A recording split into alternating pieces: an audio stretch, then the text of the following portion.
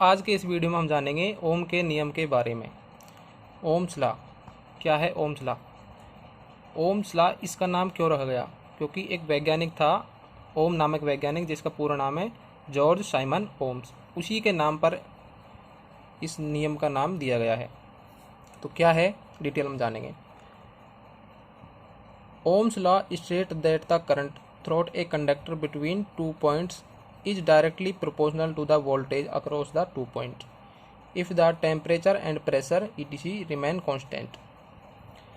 इसका मतलब है Ohm's law state that the, Ohm's law बताता है कि current through a conductor between 2 point, किसी तार के दो सिरों के बीच बहने वाली धारा, is directly proportional to the voltage across the 2 point, उस तार के दोनों सिरों के बीच वोल्टेज के डायरेक्टली समानुपाती होती है। If the temperature and pressure etc remain constant, यदि तापमान, दाब इत्यादि स्थिर रहें। दोस्तों इसका मतलब है, यानी किसी वायर, हिंदी में समझाएंगे डिटेल से, यदि किसी तार के दो सिरों के बीच बहने वाली धारा उस तार के दोनों सिरों के बीच वोल्टेज के समानुपाती होती है, यानी डायरेक्टली वोल्टेज के प्रोपोर्शनल होती है। तो यानी हम इसको लिख सकते हैं V समानुपाती I। इस पूरे नियम का, इस पूरा नियम ये इस इक्वेशन के बराबर है। ये जो पूरा नियम है इस इक्वेशन में आ जाता है, क्योंकि इसमें बताया गया किसी तार में बहने वाली धारा और उसमें उस दोनों सिरों के बीच वोल्टेज, दोनों के बीच संबंध क्या होता है? डायरेक्टली प्रोपोर्शनल होता है, यानी कि आपस में समानुपाती होते हैं। क्या समानुपाती का चिन्ह लगा दिया, ये हमारी वोल्टेज, ये हमारी करंट। अब V, यदि ये प्रोपोर्शनल को हटाएंगे तो क्या आ जाएगा? प्रोपोर्शनल कीजिए कांस्टेंट, तो V is equal to I। Proportional का चिन्ह यदि हमने हटाया है तो क्या आ जाएगा इसकी जगह? R। R कांस्टेंट, R क्या है? एक कांस्टेंट है, कांस्टेंट। इसको हम क्या बोलेंगे? स्थिरांक, स्थिरांक है, जिसको हम क्या बोलते हैं? प्रतिरोध, प्रतिरोध। तो ये हमारा क्या बन गया? V is equal to I into R. ये बन गया हमारा वोल्टेज का समीकरण, समीकरण नंबर फर्स्ट।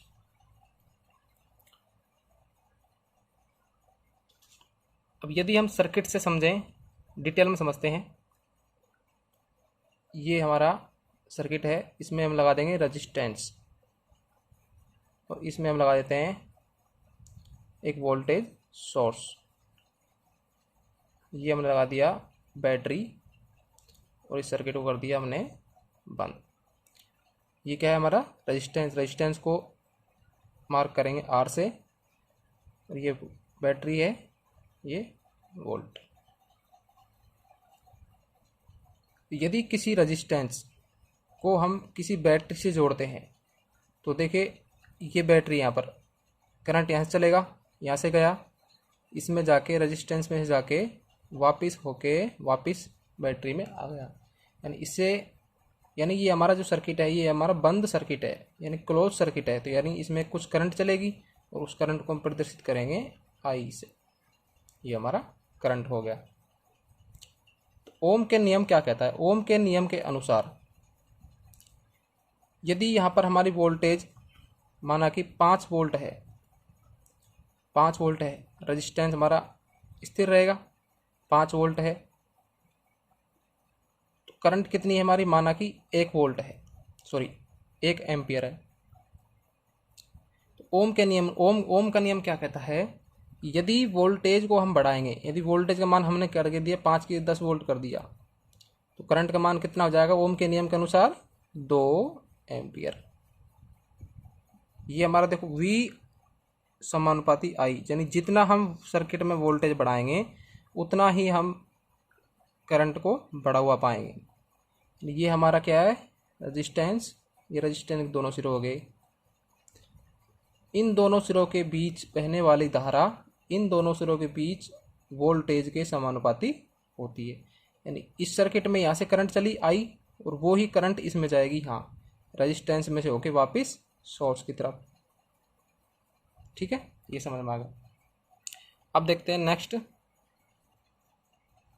ये जो फॉर्मूला है हमारा वोल्टेज का, V = I/R, इससे हम I का मान निकालेंगे। तो I क्या हो जाएगा, I = V/R।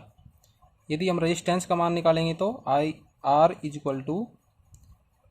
V/I, I लिख दिया। तीनों समीकरण हो गई हमारी। V = I × R, I = V/R, R = V/I। यदि हमको करंट दिया हुआ है, रेजिस्टेंस दिया हुआ है, तो हम उससे क्या निकाल सकते हैं, वोल्टेज निकाल सकते हैं।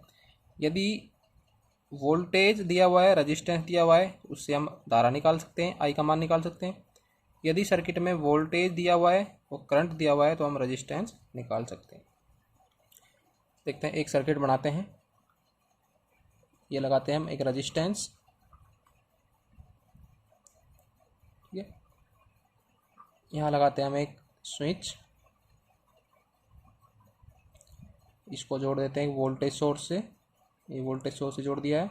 इस सर्किट को हम क्लोज कर देते हैं। देखो अभी हमारा सर्किट क्लोज नहीं है क्योंकि ये स्विच खुला हुआ है। ये हमारा रेजिस्टेंस है, ये हमारा वोल्टेज है। जब हम स्विच को क्लोज करेंगे तो इसमें क्या चलेगी, करंट बहेगी, और वो दर्शा देते हैं हम आई से। तो देखिए, यदि वोल्टेज का मान 10 वोल्ट है और रेजिस्टेंस का मान 5 ओम है, देखिए क्या होगा। यदि हम इस स्विच, देखो वोल्टेज है, ये वोल्टेज सोर्स है, यहाँ से करंट चलेगी प्लस माइनस, यहाँ से करंट चली इधर आई। स्विच हमारा क्या है, खुला हुआ है, यानी कि सर्किट क्या है हमारा, ओपन है। अभी इसमें कोई करंट नहीं चलेगी, यानी कि सर्किट हमारा काम नहीं करेगा। अब देखिए, जैसे ही हम स्विच को बंद करेंगे, क्लोज कर दिया, तब ये करंट यहाँ से होके करंट पास होने लगेगी। सर्किट में करंट कुछ करंट जो है हमारी बहने लगेगी, और वो करंट का मान हम ज्ञात करेंगे क्योंकि हमारे पास क्या है, वोल्टेज है और रेजिस्टेंस है। वोल्टेज है, रेजिस्टेंस है, तो आई का फॉर्मूला क्या है हमारा, ये रहा। इस फॉर्मूला को यहाँ पुटअप करेंगे, I = V/R। वोल्टेज कितना है हमारा, 10, रेजिस्टेंस कितना है, 5 ओम, क्या आया, 2 एम्पियर। ठीक है। करंट का यूनिट होता है एम्पियर। देखो यूनिट बताता हूँ तीनों की। यूनिट क्या क्या होती है हमारी, वोल्टेज यूनिट होती है वोल्ट, जिसको हम V से प्रदर्शित करते हैं।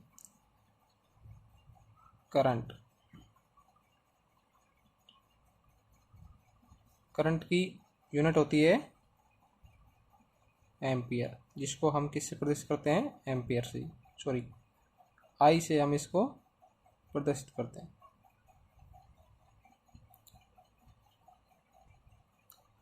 रेजिस्टेंस का मात्रा क्या हो गया, ओम, ये हमारा ओम का सिंबल है, इसको हम आर से प्रदर्शित करते हैं। हम इस सर्किट से समझेंगे कि वोल्टेज जो है करंट के समानुपाती होती है या नहीं। चलो ट्राई करके देखते हैं। माना यहाँ पर अभी कितनी है हमारी, 10 वोल्ट है, रेजिस्टेंस कितना है, 5 वोल्ट है, तो करंट कितनी है हमारी, 2 एम्पियर। अब हम क्या करते हैं, यहाँ पर वोल्टेज का मान कर देते हैं 20 वोल्ट। ठीक है, क्या लिख देते हैं, V2, V1, I1 है, ये हमारा I1 है। ठीक है, रेजिस्टेंस हमारा सेम रहेगा। V2 20 वोल्ट कर दिए, तो अब हमारी करंट कितनी होगी, करंट का फॉर्मूला पुटअप करेंगे इधर, I two is equal to voltage कितनी कर दी हमने V2 यानी कि 20 वोल्ट अपॉन रजिस्टेंस हमारा कितना है 5 ओम। करंट कितनी आई 500 के 20 4 एम्पियर। तो देखिए पहले जब हमने 10 वोल्ट इस सर्किट को दी थी तो करंट कितनी आई थी 2 एम्पियर। तब हमने 20 वोल्ट अब हमने इसको दिया है 5 ओम के रेजिस्टेंस को, तो करंट कितनी आई है 4 ओम। यानी डायरेक्टली ये दुगुना हो गया है, यानी हमने वोल्टेज को दुगुना किया है तो करंट कितनी हो गई दुगुनी। तो इससे हमें सिद्ध होता है ओम के नियम के अनुसार यदि हम किसी सर्किट में वोल्टेज को बढ़ाएंगे तो करंट भी डायरेक्टली उसी रेशो में करंट भी बढ़ जाएगा। यदि कांस्टेंट हमारा क्या है रेजिस्टेंस हमारा कांस्टेंट रहेगा। यदि रेजिस्टेंस कांस्टेंट रहे और हम वोल्टेज को दोगुना करें तो करंट भी कितनी हो जाएगी दुगुनी हो जाएगी। यदि हम वोल्टेज को आधा करें तो करंट भी कितनी हो जाएगी आधी हो जाएगी। चलो और देखते हैं, हमें अलग सर्किट बनाएंगे। देखिए ये हमारा कोई बल्ब है, ठीक है। यहाँ पर क्या है हमारा स्विच लगा दिया, यहाँ पर क्या है वोल्टेज सोर्स लगा दिया, यहाँ हमने सर्किट को क्लोज कर दिया। ये जो बल्ब है हमारा ये 5 वोल्ट का है, 5 वोल्ट का है और 10 वाट का है। 5 वोल्ट और 10 वाट। देखो वोल्टेज और वाट अलग अलग होता है, इसको हम अगली वीडियो में डिटेल से समझा देंगे। बैटरी है हमारी 10 वोल्ट की, ठीक है। देखो कुछ समझ में आया। बल्ब की रेटिंग जो है 5 वोल्ट 10 वाट, यानी इसकी क्षमता कितनी है 5 वोल्ट की है। और हमारी जो वोल्टेज सोर्स है बैटरी है वो कितने की है 10 वोल्ट की। यदि हम इस स्विच को यहाँ से क्लोज करेंगे तो बल्ब हमारा क्या हो जाएगा फूक जाएगा, यानी जल जाएगा, फूट जाएगा। क्यों? क्योंकि उसकी कैपेसिटी 5 वोल्ट है और हम इसको नीचे से दे रहे हैं 10 वोल्ट। तो हम ऐसा क्या करें सर्किट में कि हम 10 वोल्ट की बैटरी से हम 5 वोल्ट का बल्ब जला सके, यानी बल्ब जले भी ना और हमें जलता भी रहे। तो इसके लिए हमें क्या करना पड़ेगा, बीच में सर्किट के सीरीज में क्या लगाना पड़ेगा हमको एक रजिस्टेंस। ये हमारे यहाँ रजिस्टेंस लगाना पड़ेगा। अब हमें कितने ओम का रजिस्टेंस लगाएं कि ये बल्ब सही तरीके से जलता रहे। तो हमें रजिस्टेंस का मान निकालना है, रजिस्टेंस फाइंड आउट करना है अब। तो देखिए 5 वोल्ट का बल्ब है, 10 वोल्ट हम यहाँ से दे रहे हैं, यानी 10 वोल्ट में से इस रजिस्टेंस को 5 वोल्ट ड्रॉप करनी होगी और 5 वोल्ट बल्ब को देनी होगी। यानी इस रजिस्टेंस के द्वारा हम कितनी वोल्टेज ड्रॉप करवाएंगे 5 वोल्ट, ठीक है। 5 वोल्ट ड्रॉप करवाएंगे, ठीक है। अब हम फाइंड आउट करते हैं रजिस्टेंस। सबसे पहले इस बल्ब के द्वारा ली जाने वाली करंट का मान हम ज्ञात करेंगे, क्योंकि सबसे पहले हम करंट निकालेंगे तभी तो हम पता करेंगे कि इसका मान कितना आएगा। क्योंकि रजिस्टेंस का फॉर्मूला क्या होता है R equal to V upon I।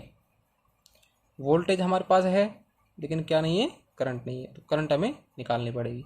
तो इस बल्ब के द्वारा हम क्या निकालेंगे करंट निकालेंगे। और करंट इस बल्ब की वोल्टेज कितनी है 5 वोल्ट और वाट कितनी है 10 वाट। तो करंट कैसे निकालेंगे हम, करंट का एक फॉर्मूला होता है पावर के संदर्भ में जो है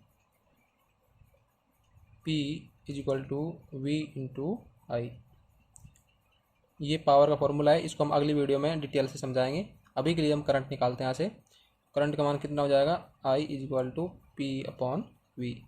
P कितनी है पावर है हमारी 10 वाट, वोल्टेज कितनी है बल्ब की 5 वोल्ट, तो करंट का मान कितना आ जाएगा 2 एम्पियर।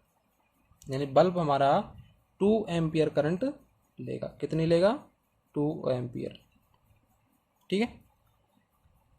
अब हमारे पास सर्किट की करंट है। देखो जो करंट यहाँ से चलेगी वो ही यहाँ से आके इस रेजिस्टेंस में होके कितनी करंट आएगी 2 ही आएगी, क्योंकि ये सारे सीरीज में है। तो अब हमें क्या पता चल गया, यहाँ से करंट का मान पता चल गया जो कितना है 2 एम्पियर। करंट है, वोल्टेज है। अब हम आसानी से क्या निकाल सकते हैं, रेजिस्टेंस का मान। तो वोल्टेज कितनी है हमारी, रेजिस्टेंस की 5 वोल्ट ड्रॉप करवाएंगे तो वोल्टेज का मान 5, करंट का मान कितना आया 2 एम्पियर। फाइंड आउट करेंगे कितना आया 2.5 ओम। ठीक है, ठीक है, हमारा रेजिस्टेंस कितना आ गया 2.5 ओम। यदि हम यहाँ आर 2.5 ओम का रेजिस्टेंस यहाँ लगाएंगे हम, तो कितने वोल्टेज ड्रॉप करेगा 5 वोल्ट। बाकी 5 वोल्ट देखो 10 वोल्ट की बैटरी है, 5 वोल्ट इसने ड्रॉप कर ली, बाकी वोल्ट कहाँ जाएगी 5 वोल्ट इस बल्ब के पास, यानी बल्ब आसानी से जलता रहेगा, ये फूकेगा नहीं। ठीक है, ये हमारा सॉल्यूशन। देखो ओम के नियम का जो सूत्र है, ये 3 जो सूत्र हैं, 3 फॉर्मूले हैं, इनको याद रखने का एक आसान तरीका है त्रिभुज वाला। वो कैसे है, देखो हम एक ट्रायंगल बनाते हैं,